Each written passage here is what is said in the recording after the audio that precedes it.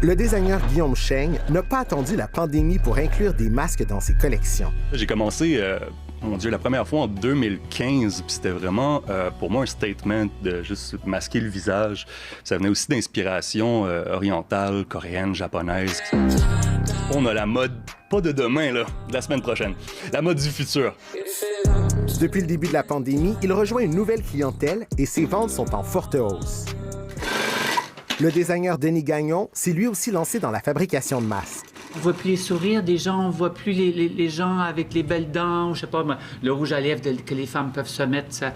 Alors je me suis dit, pourquoi pas agrémenter un peu les masques et leur donner une couleur, leur donner une vie, leur donner une lumière. Une façon pour le designer de pallier le ralentissement dans le monde de la mode. Les masques, en ce moment, c'est vraiment pour nous une ressource financière parce que ça nous permet de survivre dans cette pandémie.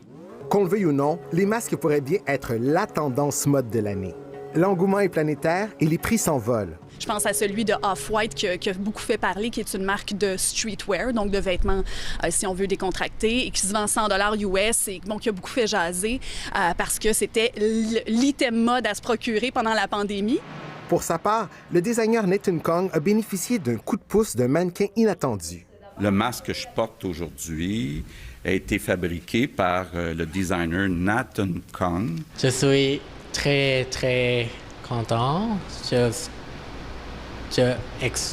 sa surprise pour moi.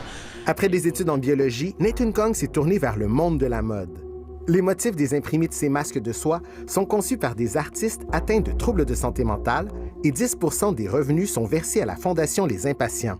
Reste à voir si le port du masque se généralisera. Je pense que chez nous, il y a encore un peu de méfiance. Le couvre-visage est encore un peu étrange et pas du tout intégré à nos habitudes. Donc, je pense que ça risque de prendre un certain temps, mais je ne serais pas étonnée qu'à long terme, ça soit intégré éventuellement, comme je disais, peut-être au même titre que la cravate, mais je pense qu'on n'est absolument pas rendu là. Une chose est sûre, des créateurs inspirés transforment un objet de nécessité en bel accessoire à porter.